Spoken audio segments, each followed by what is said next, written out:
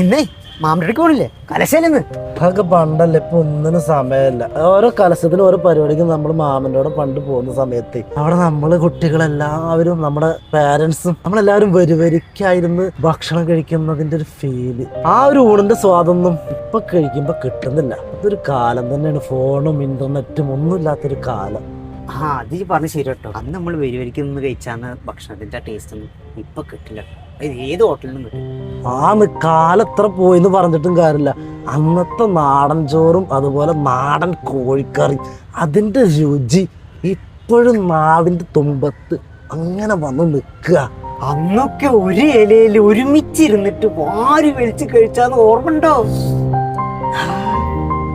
അന്നൊരു ദിവസം നീ എൻ്റെ 2 ചിക്കൻ പീസ് എടുത്ത് തിന്നത് ഞാൻ ഇന്നും മറന്നിട്ടില്ല.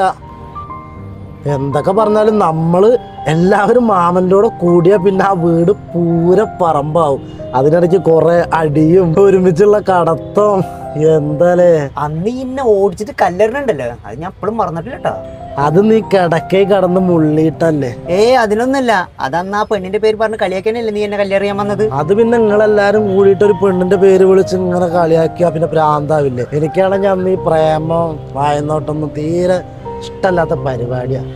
അതൊക്കെ ശരിയാ. ഇപ്പത്തെ കാലത്ത് നിന്നെപ്പോൾ വായി നോക്കി പ്രദേശത്ത് വേറുണ്ടാവില്ല. എന്തൊക്കെ പറഞ്ഞാലും അതൊരു കാലം തന്നെയാണ്. ഇപ്പൊ എല്ലാരും പല വഴിക്കായി. ചിലവര് ജോലി തിരക്ക്, ചിലവരെ കല്യാണം കഴിഞ്ഞു. എങ്കിലും നമ്മുടെ പഴയ കാലത്തെ കളിയും ചിരിയും ഇപ്പോഴും ആ ചുമരിൽ എവിടെയോ ബാക്കിയുണ്ട്. ഏത് ചുമര്? ആ വീടൊക്കെ പൊളിച്ച് വാർപ്പാക്കിയില്ലപ്പോ? നിന്നോടൊക്കെ സംസാരിക്കുന്ന എന്നെ പറഞ്ഞാൽ മതി. അല്ലെങ്കിൽ പണ്ടേ നീ ഇങ്ങനെ ഒരു കാര്യമായിട്ട് പറയുമ്പോ അപ്പൊ അവന്റെ ഒരു കൊണന്ന സ്ഥാനം. കൂടുതൽ പറയേണ്ട കുറെ കാലമായി കണ്ടു. വെറുതെ കളി താമസല്ലേ.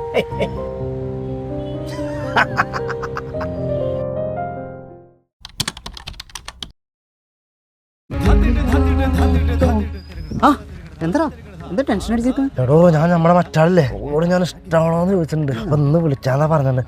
അതിന്റെ ഒരു ടെൻഷനാ. അതിനെന്തിനാ ഇങ്ങനെ നേരം കടിക്കണേ? ടെൻഷൻ വന്നാൽ ഞാൻ അപ്പൊ ഇങ്ങനെ നേരം കടിച്ചോണ്ടിരിക്കും. ശരി എന്നാ പോട്ടെ. നീ എന്തിനാ എപ്പോഴും നേരം കടിച്ചിരിക്കണേ? നിനക്ക് വേറെ പണിയൊന്നുമില്ലേ? ഭയങ്കര ബോറിങ്, ഒന്നും ചെയ്യാത്ത സമയത്ത് വല്ലാത്തൊരു വിരസത. അപ്പൊ ഇങ്ങനെ ഇങ്ങനെ ഇങ്ങനെ നേരം കടിച്ചിരിക്കുമ്പോ ആ വിരസത അങ്ങോട്ട് മാറി കിട്ടും.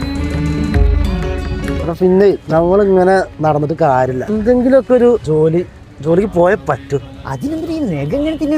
അത് ഞാനൊരു കാര്യത്തിനെ പറ്റി ആഴത്തിൽ ചിന്തിച്ചു പോകുന്ന സമയത്ത് അറിയാതെ കടിച്ചു പോകുന്നതാ. അതിനെന്നെ കുറ്റം പറഞ്ഞിട്ട് ഒരു കാര്യമല്ല.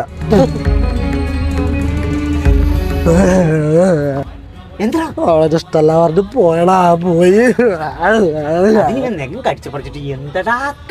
അത് പിന്നെ അത് ഞാൻ സങ്കടം വരുമ്പോ അറിയാതെ കടിച്ചു പോകുന്നതാ. എന്റെ കുറ്റം പറഞ്ഞിട്ട് ഒരു കാര്യമല്ല. ചിലർ കള്ളുടിക്കാനായിട്ട് കാരണം കണ്ടെത്തും, ചിലർ തല്ലൂടാനായിട്ട് കാരണം കണ്ടെത്തും. ഇത് നഖം കടിക്കാൻ കാരണം കണ്ടെത്തുന്ന കമൻഷൻ ഞാൻ ആദ്യമായിട്ട് കാണും. ഇനി മേലാൽ ഇന്റെ മുന്നിൽ കൂടെ നഖം കടിച്ചു കിടന്ന എന്റെ വിരല് മൊത്തം ഞാൻ ചെത്തി കളയും.